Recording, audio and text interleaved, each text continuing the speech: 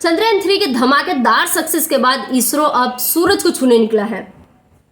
Aditya L1 mission, पहले इस नाम को समझते हैं यार, बड़ा कंफ्यूजन है इसमें। आदित्य का मतलब होता है रवि, सूरज, सूर्य, और सीबीएसई वालों के लिए सन। अब बचा L1। एल की कहानी समझने के लिए पहले एक साइंटिस्ट की कहानी समझते हैं। एक साइंटिस्ट थे, उनका नाम था लैग्रेंज। उन्होंने क्या किया, एक जगह की खोज की जो कि अर्थ पे नहीं थी, आउट ऑफ अर्थ थी, यानी कि ब्रह्मांड में थी। ये जगह थी सन और अर्थ के बीच में। इस जगह की खोज की उस साइंटिस्ट ने, इसलिए उस जगह का नाम उनके नाम पे लैग्रेंज रखा गया। अब लैग्रेंज क्या है इसको समझते हैं। अर्थ पे क्या होता है कि अर्थ सारे ऑब्जेक्ट को अपने तरफ खींचती है कि नहीं। सेम यही चीज सन के साथ भी होता है। सन भी सारे ऑब्जेक्ट को अपने तरफ खींचती है।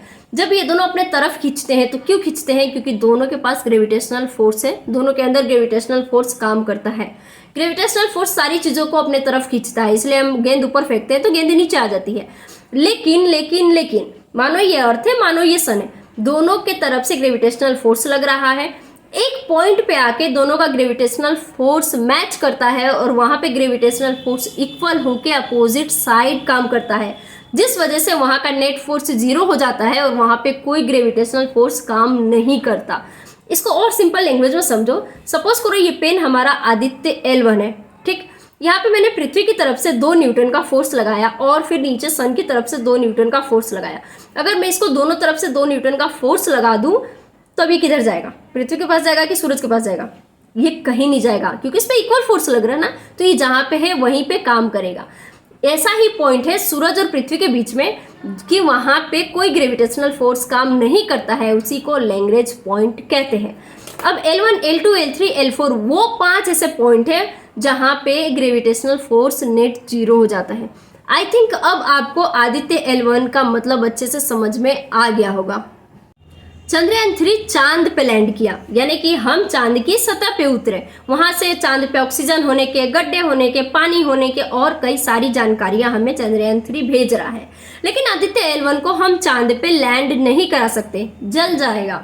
आदित्य L1 चांद पे लैंड नहीं करेगा, इसलिए आदित्य L1 सूरज के करीब कम और पृथ्वी के करीब ज्यादा रहेगा और तब सूरज की स्टडी करेगा। इसरो ने जो आदित्य L1 भेजा है वो पृथ्वी से 15 लाख किलोमीटर दूर जाके लैग्रेंज पॉइंट पे रुकेगा। इसको हमने पहले भी समझ लिया है तो इसको समझेंगे नहीं, लेकिन इन 5 लैग्रेंज पॉइंट में 2 लैग्रेंज पॉइंट बहुत इंपॉर्टेंट है, L1 और L2। अच्छा, ये इंपॉर्टेंट क्यों है? क्योंकि ये पृथ्वी से ज्यादा करीब है। L1 की बात करें तो L1 पे अभी हम जा रहे हैं, आदित्य L1, लेकिन हम अकेले नहीं है, वहां पे हमारा साथ निभाने के लिए एक और स्पेसक्राफ्ट है। जानना नहीं चाहोगे? 1995 में नासा और यूरोप की स्पेस एजेंसी ने मिलकर एक स्पेसक्राफ्ट भेजा था। इसका नाम था सोलर एंड हेलिस्फेरिक ऑब्जर्वेटरी। ये स्पेसक्राफ्ट 1995 से अभी तक काम कर रहा है, यानी कि आदित्य L1 के लिए एक पटीदार वहां पे मौजूद है पहले से। L2 की बात करें तो L2 पे फेमस जेम्स वेब टेलीस्कोप काम कर रहा है, जो कि बहुत अमेजिंग फोटोज हमें भेजता है। हालांकि ये 5 पॉइंट इंपॉर्टेंट है, क्योंकि यहाँ पे एक तो नेट फोर्स 0 हो जाता है ग्रेविटेशनल फोर्स का। दूसरा इंपॉर्टेंट बात यह है कि यहाँ पे सूर्य ग्रहण, चंद्र ग्रहण या इस टाइप की किसी भी चीज का असर नहीं होता, यानी कि उस सिचुएशन में भी हमारा जो स्पेस क्राफ्ट है वो आराम से काम कर पाएगा, सूरज को स्टडी कर पाएगा। तीसरा, ये 5 पॉइंट जो वहाँ पे स्पेस क्राफ्ट जाता है उसको घूमने में मदद करते हैं, जिसकी वजह से हमारा काम कम फ्यूल में चलता है, यानी कि ज्यादा टाइम तक काम कर पाएंगे हम कम फ्यूल में।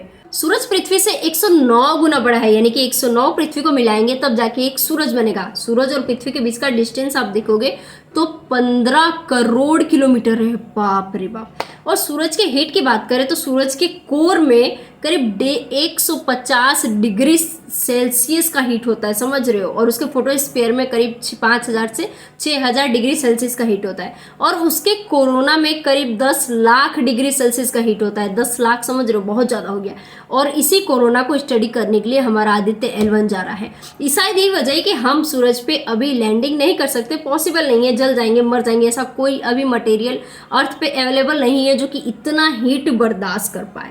उनको L1 पे पहुंचने के लिए 4 महीने लगेंगे और ये 5 साल तक वहाँ पे काम करेगा। हालांकि ऐसा नहीं होता है। आप देखोगे 1995 में जब सोहो को लॉन्च किया गया था, सोहो स्पेसक्राफ्ट को, तो वो भी 5 साल के लिए ही भेजा गया था, लेकिन वो अभी तक 2023 तक काम कर रहा है, 1995 से अभी तक।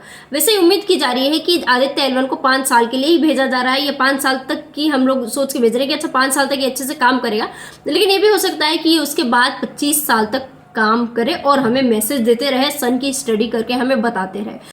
अब आपका सवाल ये भी होगा कि हम सूरज पे भेज क्यों रहे आदित्य L1, यानी कि हम वहाँ पे क्या स्टडी करेंगे।